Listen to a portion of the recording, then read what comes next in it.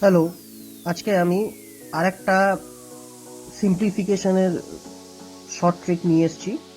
Simplification মানে সরলীকরণ। আর আমরা সরকারি চাকরির এক্সামে এইরকম অঙ্ক প্রায় দেখে থাকি। তো এইরকম অঙ্ক যদি আসে, এর এর শর্ট ফর্মটা হচ্ছে,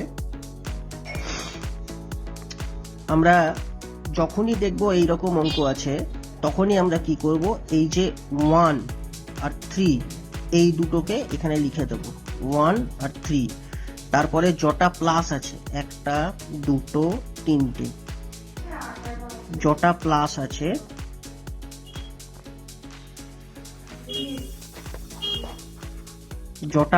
আছে তটা আমরা ড্যাশ দিয়ে দিলাম। তাহলে এইবারে 3 আর 1 যোগ করব। 3 আর 1 যোগ করলে কত হয়? 4। 4 করলাম, 4 আর 3 যোগ করব, 7 হলো। 7 আর 4 যোগ করব, 11 হলো। তাহলে এইবারে আমার হচ্ছে 7/11। আমরা সব সময়তে এটা 7/11ই করব।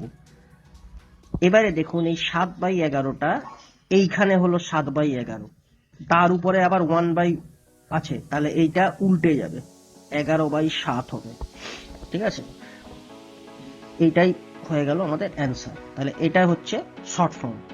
কিন্তু এইটার ক্যালকুলেশন করলে আমার কিন্তু 7/11 আসবে। যেহেতু উপরে 1 আছে, সেই কারণে 7/11টা আবার উল্টে গিয়ে 11/7 হবে। এইটা আপনারা ক্যালকুলেশনটা করে দেখে নিতে পারেন। ঠিক আছে, এইভাবে এই সরলীকরণটা